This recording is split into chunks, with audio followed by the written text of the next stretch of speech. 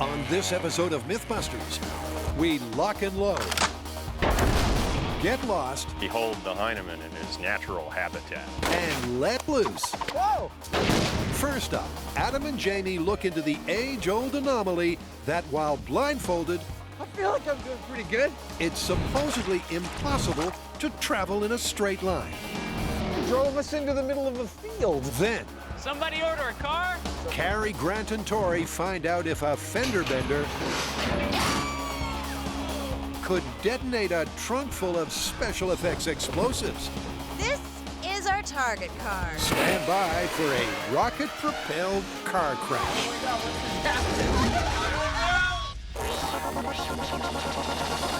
Who are the MythBusters? Adam Savage I am the master of the sun. and Jamie Hyneman. Bye-bye. Between them, more than 30 years of special effects experience.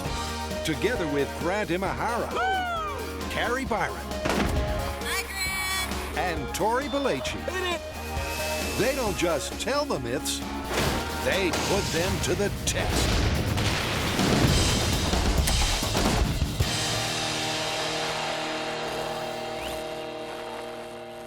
Watch out, because Adam and Jamie are about to walk, swim, and drive blindfolded. What's with the blindfold? Well, you ever work on something and it's not going the way you want it to and you feel like you're just going around in circles? I know exactly what you mean. Excellent, because that is what this story is all about. The myth is that a human, when blindfolded, cannot travel in a straight line. Really? It turns out that not only can't we walk in a straight line, but that left or on devices, we will actually walk in circles, and that this might be one of the reasons we might get lost in the woods. I thought with all your survival training, you'd love this story. Hello, Jamie? Oh, he's gone. It's a deceptively simple concept that has puzzled serious scientists for 100 years. Supposedly, when blindfolded, it's impossible for humans to travel, whether on foot, in water, or by road, in a straight line. It's a challenge Adam and Jamie just can't resist. Come on back in here. Did you even hear a word that I said? Yeah, humans can't move in a straight line while blindfolded. That's the story. How do you want to test it? Well, when I think about moving in a straight line, I think about walking. I think you might be right. Is that where you want to begin? Yeah, all we need is a couple of blindfolds and a big wide open field. Let's do it. A big field, you say? How about this one? Our testing here is pretty straightforward. We've got a field in which we can walk 3,000 feet in any direction that we choose. We've got a blindfold. This one here is from my personal collection, and headphones to remove any other stimulus, and we're just gonna try and walk in a straight line and see what happens. Sure, we'll see what happens, but Jamie likes to be more science-y. We've got 3 ways of telling how good we are at walking in a straight line while blindfolded. First is by using the Global Positioning System, or GPS. This little thing will be plotting a map for us that we can look at afterwards. Secondly, we've got these lovely little orange flags that we can place. You ready to go? What? Then lastly, we'll know if we hit the target, because we will have had to have walked in more or less a straight line to get there. How do I think I'm gonna do? I don't think I'm gonna be able to maintain an incredibly straight line, but I don't think I'm gonna be that far off. I think I may veer to the left or to the right, but I think I'll end up pretty close to my goal of that cluster of trees over there. Or is it there? Adam's confident. Okay, blindfolded walking. After all, it's level ground, there are no topographical features to navigate, In 3, and he can draw a bead on the target before he covers his eyes. 2, 1, go. All he has to do is walk in a straight line with his eyes closed. How hard can it be? It is a very weird thing to be walking without any visual or auditory stimulus. What's really weird is apparently how surprisingly difficult it is. You're holding a picture of it in your head, and in your mind's eye, you're walking a nice straight trajectory across that landscape. I mean, tickling at the back of your mind, you're thinking something might be wrong, but try as you might, you feel like you're walking straight. Whoa! Whoa! You started out pretty nice, but after about 300 feet or so, you started to turn to the left, and you just kept doing that. And until you ended up right back at the fence. I swear I thought I was walking a perfectly straight line. Nothing told me that I was possibly walking in a 200-foot diameter circle. I am totally amazed by that result. A result nailed by the GPS trail. The astonishing disparity between Adam's perception and his actual route is there for all to see. That is hilarious. It's a result that begs several questions. The first of which is, will Jamie do any better? Jamie's blind man walking in 3, 2, 1, go. With all the confidence and certainty you'd expect from the Hyneman, he strides off towards the target tree, before veering off course like he's got a short right leg. And any doubt that subtle topographical features were the reason Adam went left are dispelled as Jamie leans so far to the right, he turns back on himself in a corkscrew pattern. I ended up right back at the road, just like you did. Clearly, I didn't know what I was doing. I was literally walking around in circles. I mean, it's not like I have a compass in my head, and so without any visual or audible cues, it's all just random. Or is it? Time to delve deeper. It is? Now the question we have is that leaning that we each had to one direction or the other consistent? Walking blind, test number 2. Is it something that can be corrected for? Well, that's what we're just about to find out.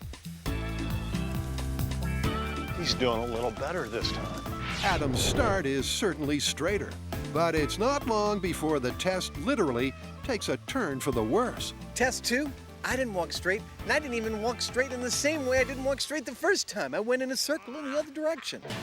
Yep, two things are clear from Adam's second test. His route is far from straight, and there's no discernible pattern to his meanderings. Bye. Bye.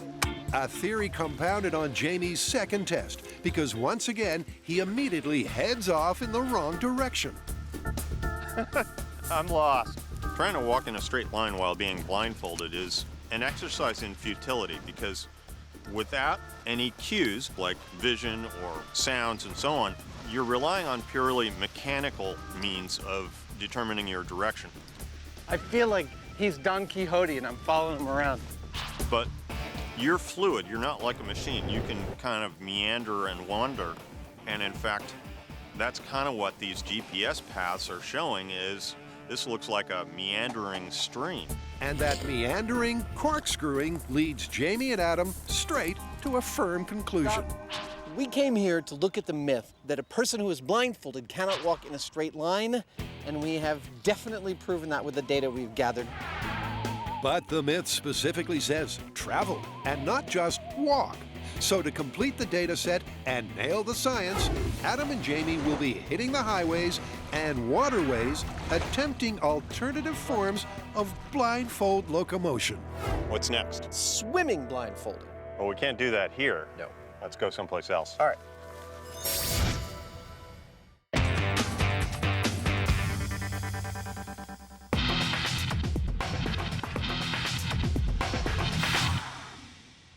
You're gonna love this one. This myth is about a binary explosive that is used in Hollywood effects films.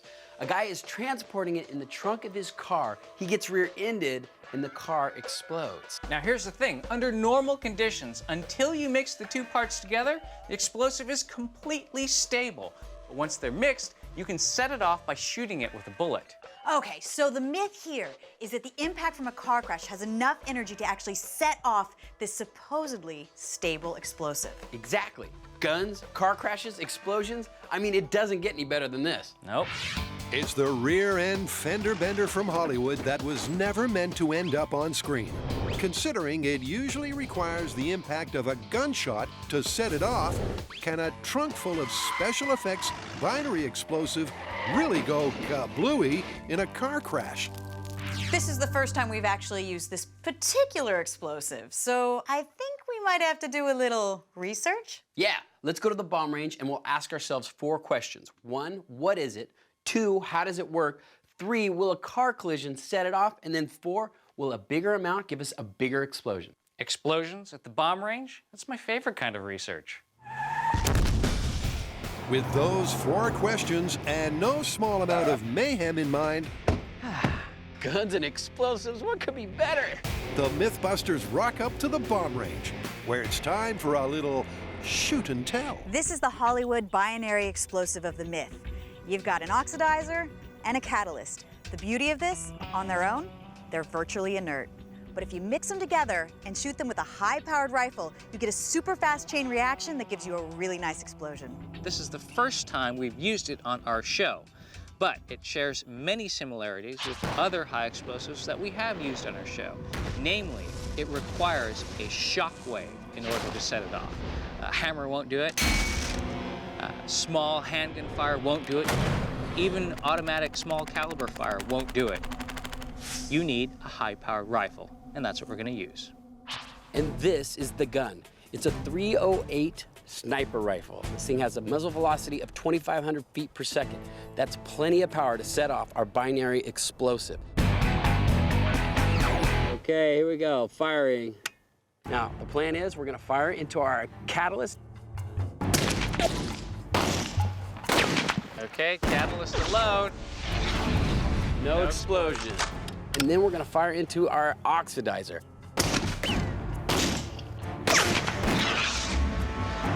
No explosion. Time to mix them. Then we're gonna mix the 2 components together, fire into that, and see if it explodes. Now, if it explodes, that tells us a very important thing about this myth. The chemicals were mixed in the back of this guy's trunk, which means that guy was crazy. All right, this is the mixed binary explosive. You guys ready? Ready. Did you mix it good? Oh, I did. Wow! That was a good pop. So we've come out to the bomb range to find out exactly what we're dealing with. Turns out we're dealing with something pretty awesome. You mix it together, you add a little energy from a high-powered rifle, and you get a chemical reaction that results in a cloud of rapidly expanding gases, or as we like to call it, an explosion. Now the question is, what's next? Does more equal more? If we ramp up to a trunk full of this stuff, how much bigger will the explosion be? That's right, it's bigger boom time.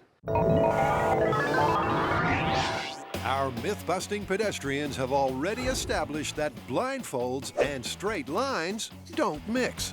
Whoa! But how about other types of travel? I can't believe we didn't get pulled over. We've already established that when blindfolded, we were unable to walk in a straight line. Now, it's time to find out if we're able to swim in a straight line while blindfolded. Each of us will take a turn putting on a pair of blacked-out swimming goggles. Then we'll see if we can swim a straight line from here to the reflector across the lake. The GPS will tell us how we did. You know what I like about tests where I get to wear a wetsuit? Tight material tends to hold me in a little bit, make me look a little less tubby. It's not working, is it? Oh, crap. Speaking of body shape, GPS'd me. is the wonky walking of the previous test all about that particular method of movement? Woo! Woo! Oh, it's cold. Will the biomechanics of swimming keep our out-of-shape swim team on the straight and narrow? Well, a mere 30 feet into the test, it's clear that the blindfold, by blocking out any visual landmarks, makes the answer a drifting, dizzying no. He's swimming around and around in a corkscrew. Once again, the really compelling detail is not how far off course Adam is straying, I must be close. but that he thinks he's going straight. I feel like I'm doing pretty good. In my mental landscape, target's still right there. No, Adam, it isn't. Take a look at Adam's GPS trail. He made 3 complete circles, almost the same size. And what that tells me is that he's got some bias to swim in that direction. And unless he has vision to straighten that out, that's just what he's going to do. Jamie has a good point. Perhaps Adam has a left-biased swimming stroke. Let's see if the walrus can do any better. I'm ready. Well, Adam didn't do so well. Will I be able to do any better? Without any kind of reference, I don't see why I would. Aiming blindfolded for a target straight across the lake, 2 things are clear. For a marine mammal, he's clearly not at home in the water. And his pre-test prediction was right, as well as the occasional left, followed by a right, some more right, and well, you get the picture. Well, Jamie didn't fare any better than I did in attempting to swim in a straight line. In fact, he fared far worse. He did have the intuition in the middle that things were going horribly awry, I get the feeling I'm swimming in a circle. whereas I thought I was heading straight for the target. Verdict time. Is it possible to swim in a straight line while blindfolded? No, So what's next? driving. I love it.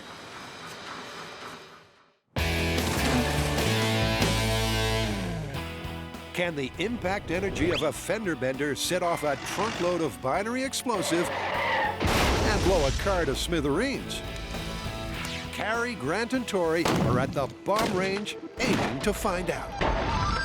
Wow, that was a good pop. So we know from working with explosives like AMFO, when you use more of it, you get a bigger boom. It seems pretty obvious. But that might not actually be the case here. In special effects, they use really small quantities. One load is only half a pound. And in fact, when it's mixed, it's really, really stable. So what we need to know is if a single bullet will actually detonate the entire batch when you're using a very large quantity. All right, this is Hollywood binary explosive double load. Send it.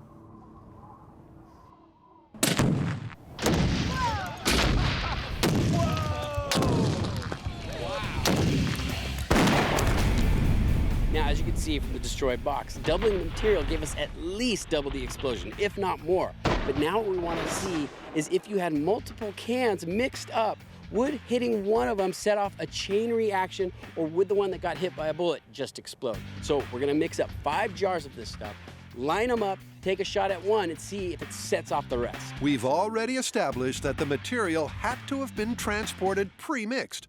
And if so, it was likely to be stored in multiple containers. So the question is, will a single impact set off a chain reaction? All right, here we go. Wow! There you go. That was awesome. You got a chain reaction. They all went off. Totally. I like combining guns and explosives. Yeah. All right. And when we first started this story, we had 4 questions. What is this explosive? How does it work? Does more equal a bigger boom? And can a car crash set it off? Well, we have answers to the first 3.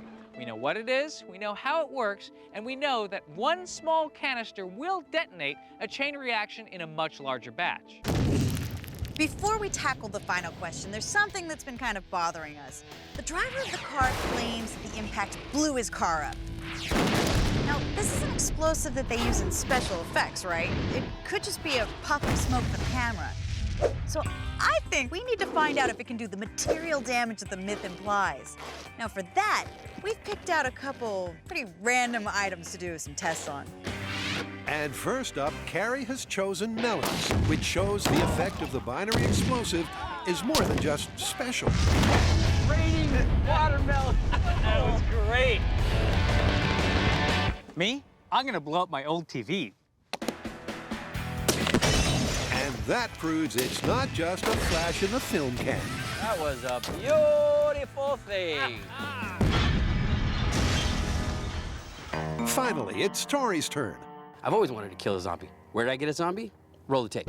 Yep, seizing the opportunity to satisfy his professional model-making urges Zombies are cool. and a childhood dream to shoot a realistic-looking zombie, Tori uses a spare lunch hour, or 3, Zombie intestines. and really goes to town, bringing his creation to life. He's alive. Or reanimated. Bring on the apocalypse.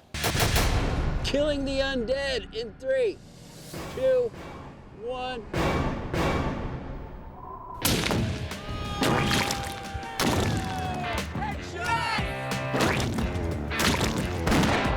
In reasonable quantities, binary explosives clearly have a detonation that could damage a car, and are not just a puff of Hollywood smoke. Which leaves one final piece of this puzzle, the initiating impact.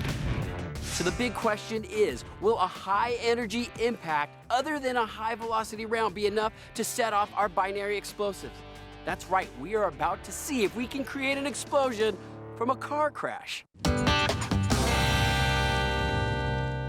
In the myth of the exploding fender bender, Carrie, Grant, and Tori are having fun playing with guns and blammo. All right, so we know that our Hollywood binary explosive needs to be mixed to go off.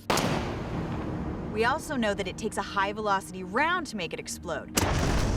And that it can go off in a chain reaction even if it's in several different little containers. So now we want to see if an impact will set off this binary explosives, just like in a car crash. So we brought out our giant steel fist. You might remember this from car flips. This thing weighs 1,500 pounds. We're gonna take it up with the crane, drop it on one load of our binary explosive and see if that impact is enough to set it off. So we've got our fist suspended over the impact zone with our Hollywood binary explosive down at the target area. Now, why this might work? Well, the round that we've been using to successfully trigger our binary explosive is a 308. It has a kinetic energy of approximately 3,840 joules. Our fist, on the other hand, has a kinetic energy 27 times that, over 100,000 joules. That just might be enough energy to trigger the explosion. It's true that the manufacturers claim only a high-powered rifle will set it off. Ready? But put it this way. Steel fist onto one load of binary explosive. When we approached the relevant authorities, In 3, the only place they'd let us do this experiment 2, was at the bomb range. 1.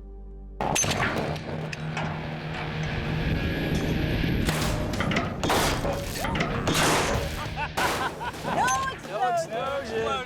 Big thump.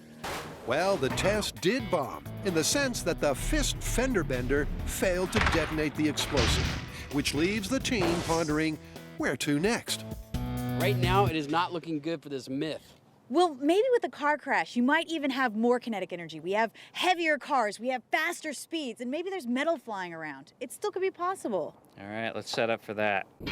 While the 1,500-pound steel fist of fury racks up an impressive amount of impact energy, it hasn't got the same chaotic, shrapnel-producing quality of a real fender bender. Dig a big hole, you need a big shovel. So to replicate the exact conditions of the mythical scenario, the team is setting up for an actual car crash Somebody order a car? in a controlled environment. Now, you'll notice we're not on a road or on a runway. Turns out it's really hard to find a place that'll let you crash a car with explosives. So this is our answer. We're going to bury a car halfway deep so that just the trunk's sticking out. Recreate the crash by dropping another car at 150 feet so that it hits at freeway speed with 50 pounds of binary explosive in the trunk. All right, so now that we have our hole dug, it's time to put our car nose down into the hole. This way, the car won't move at all when we drop the other car from 150 feet from the crane into the trunk. Looks like we caught a big one.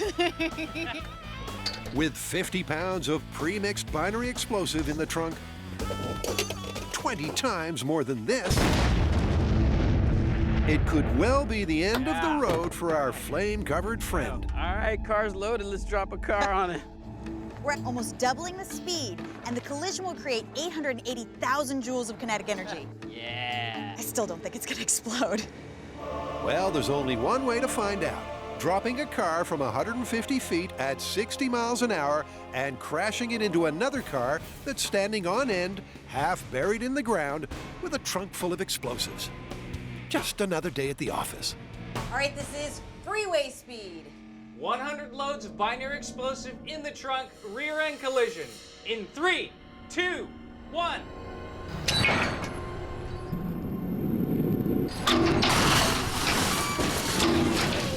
Correct hit. That was a great hit. No explosion. No explosion, and with the circumstances of the myth recreated exactly, albeit at 90 degrees, the damning conclusion is quick to follow. We wanted to create a crash at freeway speed. I think we did one better. Why? Because that car's buried into the ground. It had nowhere to go. That means it absorbed all the energy of the collision. Still, No explosion. This myth is busted. Under normal circumstances, the myth is busted. But can the impact from a fender bender ever initiate an explosion under any circumstances? To find out, this story is getting supersized. I think we need more speed, some extreme speed. Well, we could make a rocket-powered car. I mean, that would give us a lot of speed. All right, road trip. I hope this works. Having walked wonky and swum squiggly, the myth that it's impossible to stay on the straight and narrow while blindfolded is looking good. But our dynamic duo are covering all of their bases and taking human locomotion out of the equation. Even with the aid of a machine, can you travel a straight line while sight-deprived? So blindfolded driving, should we get to it? I think so. This test is really simple. Once again, we're going to use blinders and hearing suppression, and all we're going to do is try and drive a straight line right towards the city of San Francisco. This is our vehicle, a gas-powered golf cart.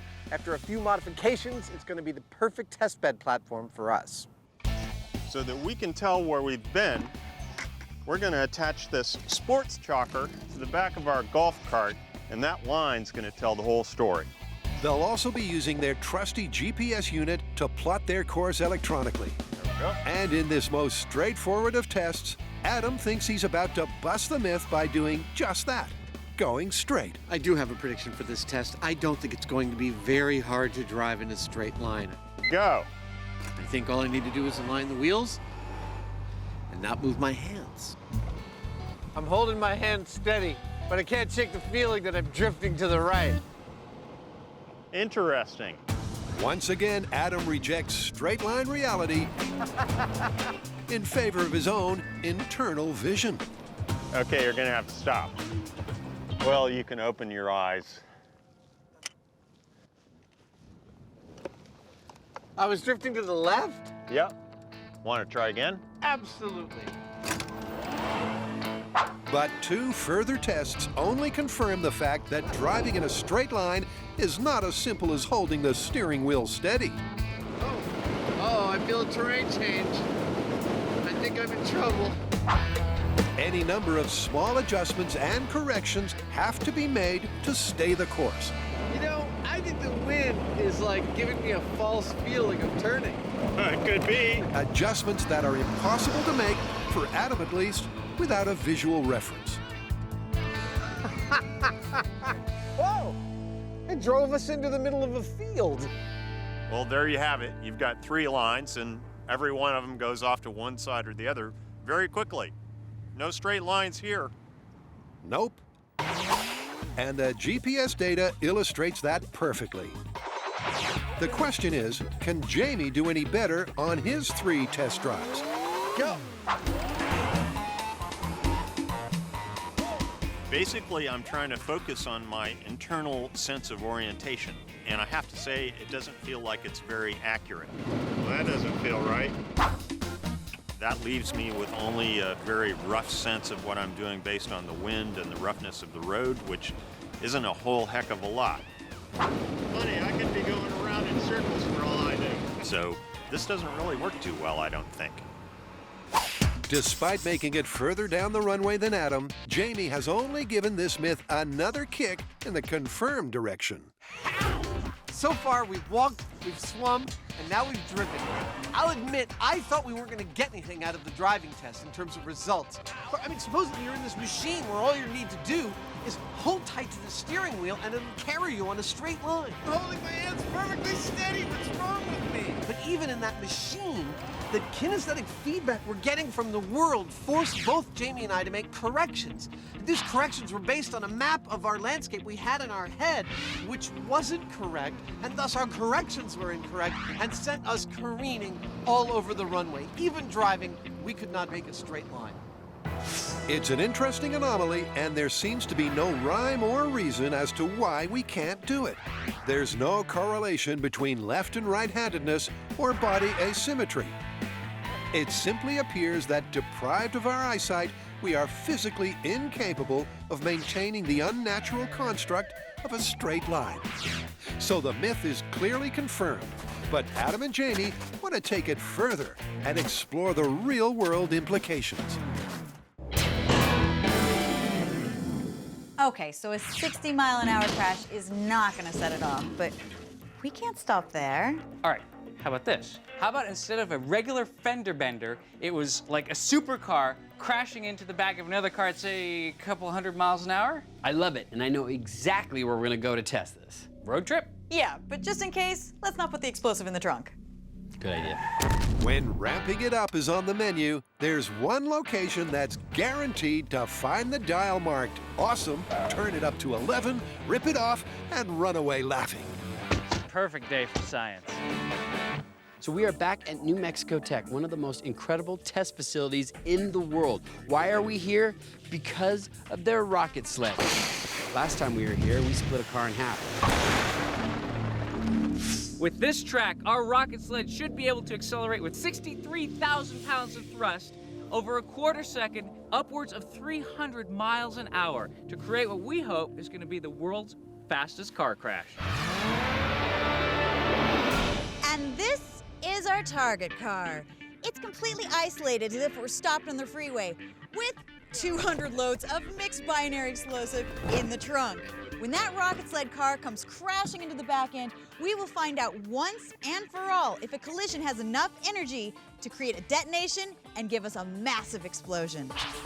But before the team launches a rocket-propelled fender bender, a control is required. Now you know it's going to be a good experiment when the control test is a massive explosion. Knowing just what kind of havoc the rocket sled can wreak,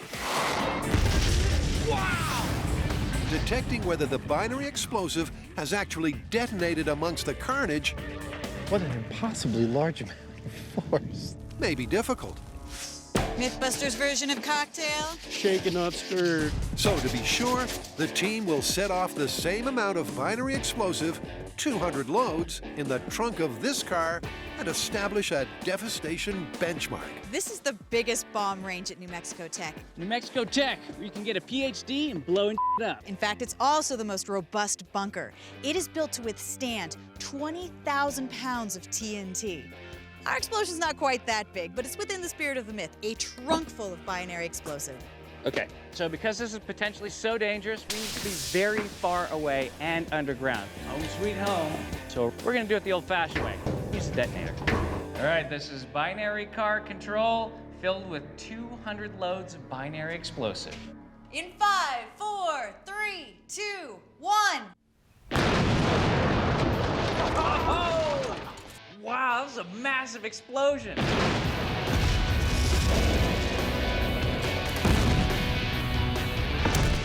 That was an incredible explosion. I mean, I had no idea that this binary explosive had this much destructive power. But we know that they took a blasting cap in order to set this off. The real question now is, will a car crash have enough energy to set this off and do the same amount of damage? Well, at least now we have a benchmark. In the ramped-up rocket sled crash, they'll be looking for a shockwave, followed by a fireball, and the car roof being blown 200 feet in the air. And those are just the control benchmarks. With that, it's time to hit the track and set up for the fender bender to end all fender benders. I know this engine doesn't look like much, but it's gonna be putting out 1,000,000 horsepower today. This is the first time New Mexico Tech has actually put a car on the rocket sled. There's a lot of jeopardy here. Aerodynamically, if that car starts to lift off the track, it's going to pull that rocket sled off of the track, trash the experiment and the track. Hence the concerted team effort preparing the impact vehicle.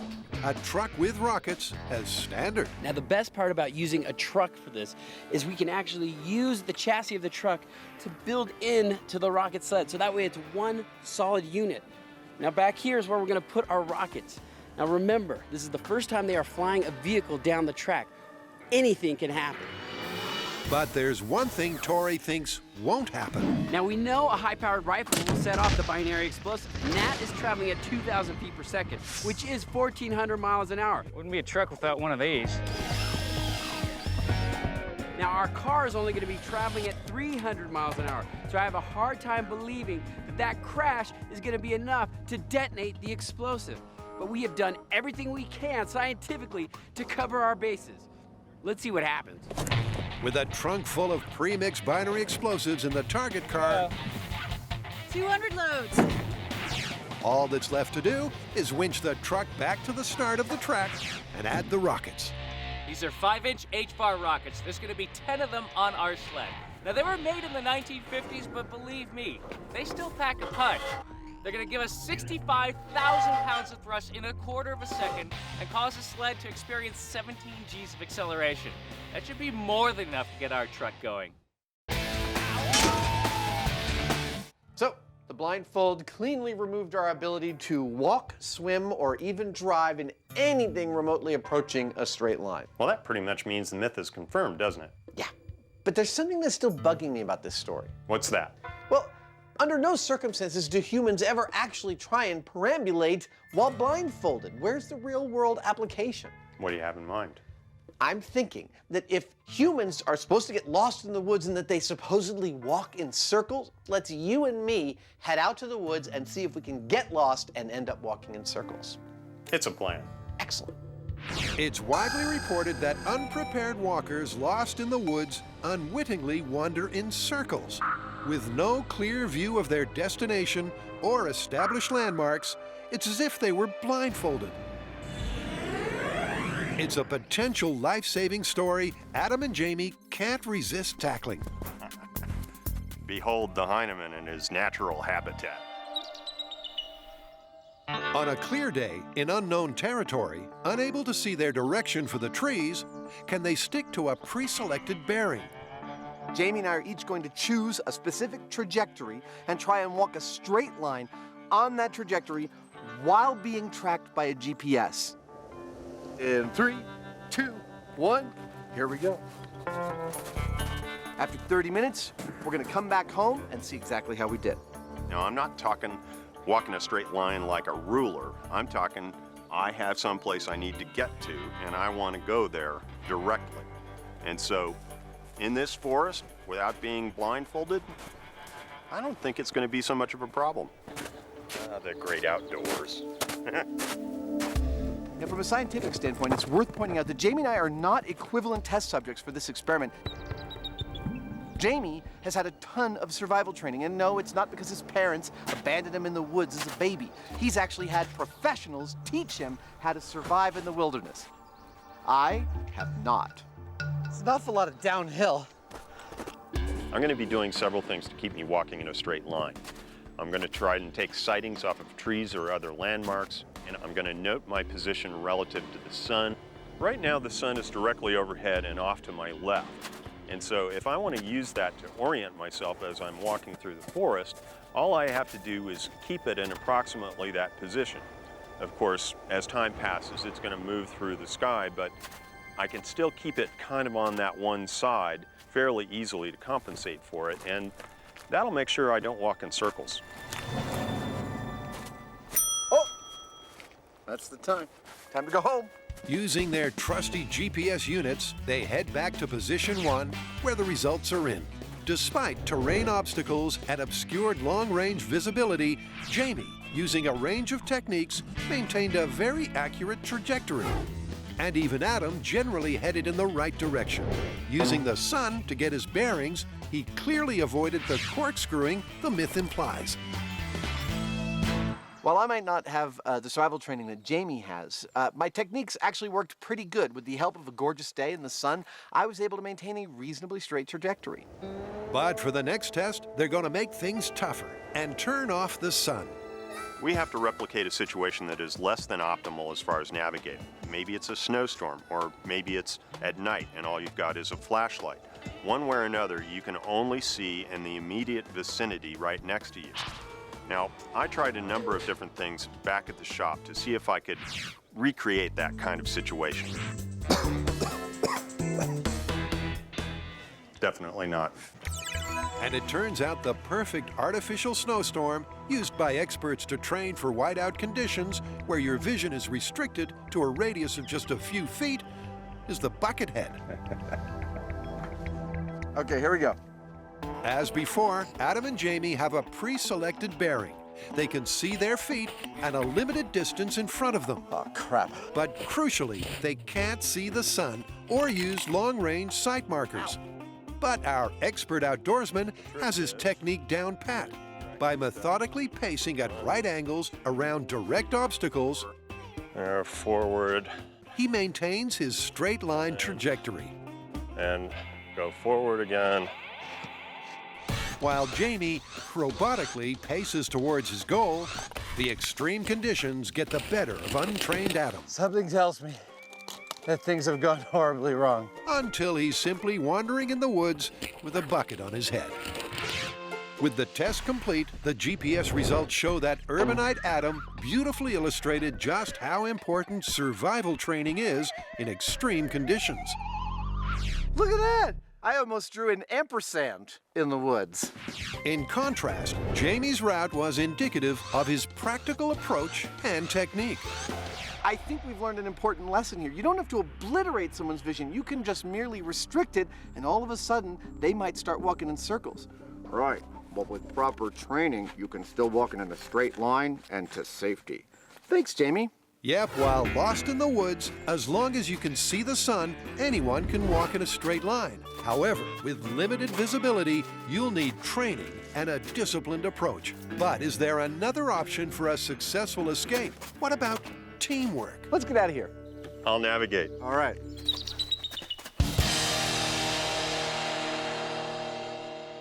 One way or another, it seems that humans are not inclined to walk in a straight line if they can't see very well. It makes me wonder, though, if there's not some kind of mechanical solution.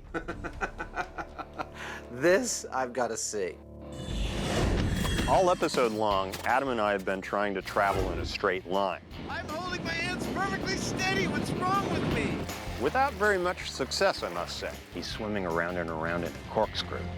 But now we've had an idea that may just be the solution to our problem. And we're not exactly sure, but the problem seems to be that lacking any stimulus, the human mind creates a landscape for itself. Can't shake the feeling that I'm drifting to the right.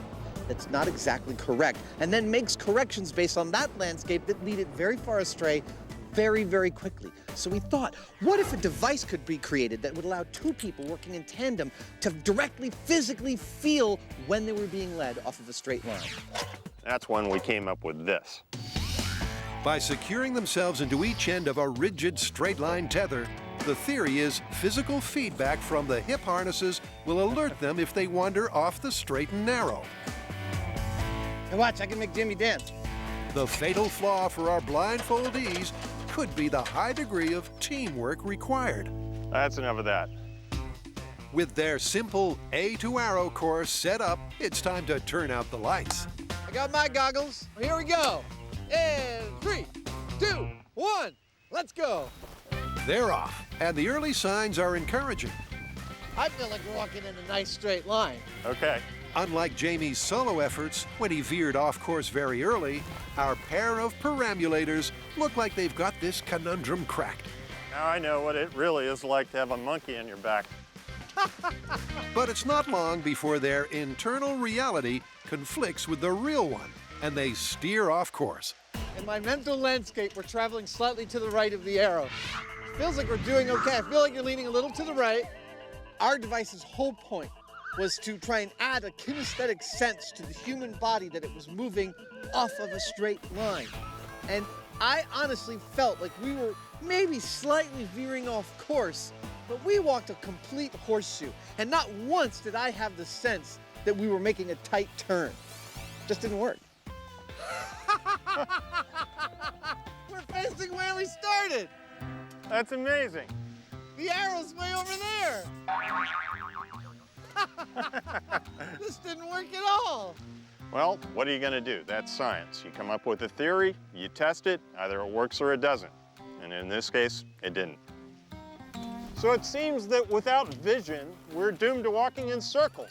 Well, at least we're outstanding in our field. Are we ready? Yes, we're ready. Right. Well, it would seem that all of our tests have definitively shown that human beings tend to lack the ability to walk in a straight line. Now, what we haven't attempted to figure out is the why of that phenomenon. But I think it's safe to say that it's confirmed. Are you there? I'm right here. It's totally confirmed. I agree.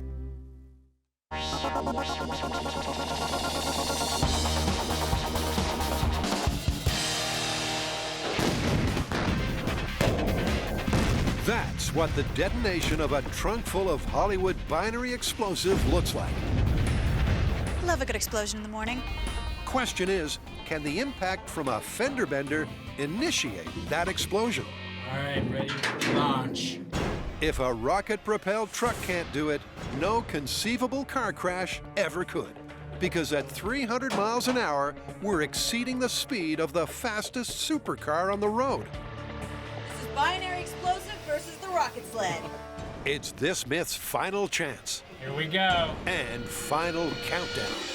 In 5, 4, 3, 2, 1.